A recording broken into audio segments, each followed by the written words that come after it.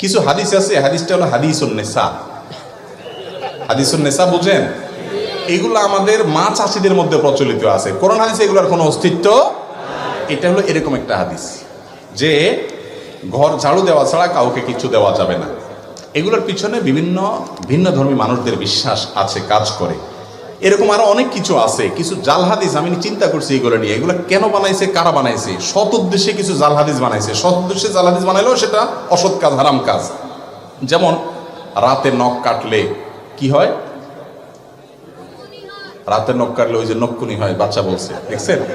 এটা হয়, সেটা হয়, দেখছেন? মুখস্থ এদের।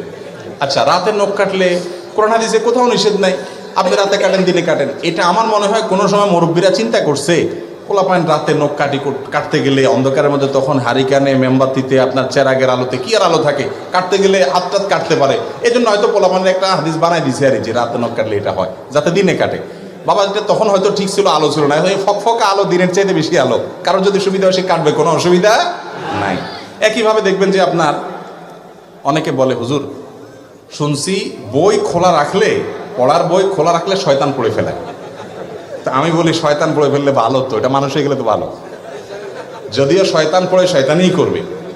যাই হোক, এটা একটা ভিত্তিহীন কথা, ফালতু কথা, মিথ্যা কথা, এর কোনো ভিত্তি নেই। ভাই, শয়তান যদি বই পড়তে চায় সে খুলেও পড়তে পারে।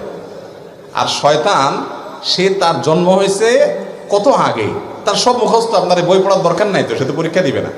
এগুলো অযথা কথা। আমার মনে হচ্ছে এটাও কোনো মুরব্বীরা বানাইছেন এই জন্য যে পোলাপান বই খোলা রেখে দৌড় দেয় এদিকে সেদিকে, বাতাসে, মোরগে, এটাতে সেটাতে, গ্রামে